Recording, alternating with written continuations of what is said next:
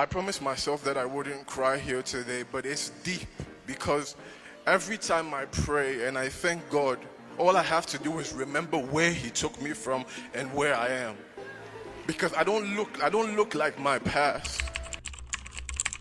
Hello, my name is Alexander Dimitri Kitio. I'm from Cameroon. I got here actually a month ago, and my testimony today is one of gratitude. I wasn't going to testify until I heard my brother here testify about what God did for him, and I felt bad because my testimony is very similar and I've been keeping it personal, which is probably why it hasn't grown the way I wanted to, but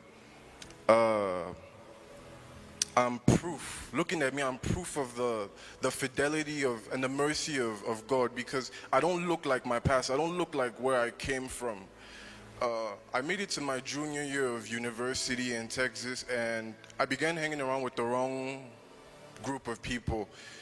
One thing led to another, and I found myself dealing drugs and drinking alcohol. I became addicted, deeply addicted. I could not let go. I tried to stop smoking. I tried to stop drinking. I tried to separate myself from them, but I couldn't.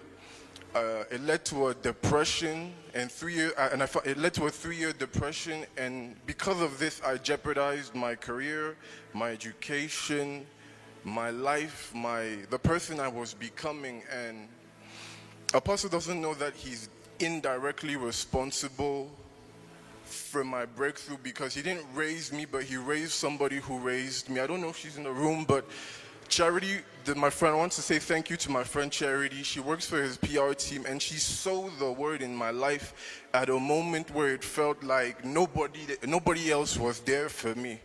I tried to kill myself twice.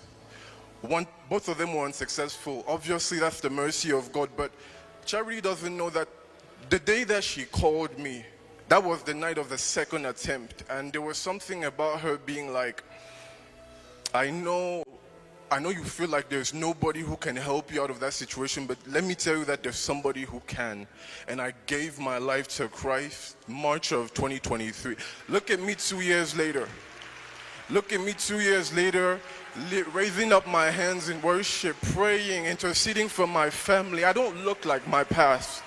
And I want to say this to somebody: God is greater than your addiction, because I held on to that verse, Joel 2:25, that whatever the locust has eaten, He will restore. And let me tell you that God is restoring. I promised myself that I wouldn't cry here today, but it's deep because every time I pray and I thank God, all I have to do is remember where He took me from and where I am. Because I don't look like my past. I want to encourage somebody right now. I don't know what your addiction is, but God is going to work through. God is going to make a way.